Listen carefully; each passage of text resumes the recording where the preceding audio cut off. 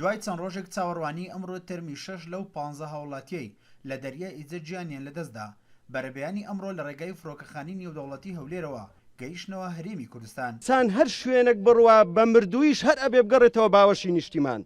بەڕاستی نیشتیمانی خۆمان ئەبێ زۆر قەدری بگرین، ئەبی زۆر ئاگامان لێبی و ئێمە دەرس و پند و عیبرەت لەوە وەربگرین کە بەرێ نیشتیمان لە لای هەمومان خۆشەویستە. تراژیدیا بوو، یعنی ئینسانێک کە لەناو ئاوبی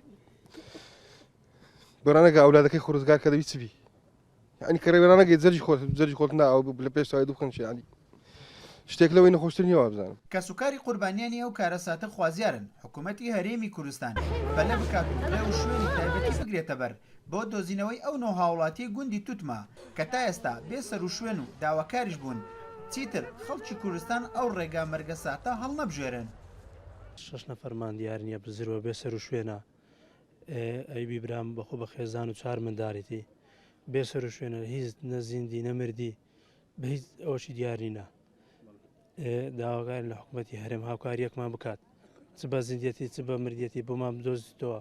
وەمە هەم عایلەمان لێ کۆر بۆ ڕۆیشتن مارش برام تەواو ماریوان کە شەرخزم فەرقینە هەر گوندینە جا بە ئەو خەڵکە نەڕوا و قەدرێکا خۆ بخنکاندن داخەکە قەدرەکە ماڵ و منداری خۆی پۆتینی خەڵکە خۆی پۆتینی قەدرێکا بەڕاست وەکو بنەماڵی و شەیدانە داوامان لێو تەرمانەمان یاخود بە زیندوی یاخود بە مردووی هەر سۆراغێکمان لۆ بکە ئەگە بە مردووشە نایەتەوە هەر با بزانین ئێستامە لە بارەشی خەمی ناخۆشدا.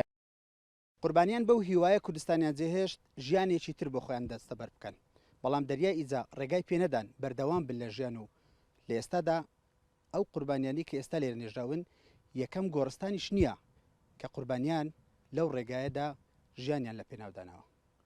عوسمان، کورسات نیوز، گوندی توتمەی ناحیەی بالیسان.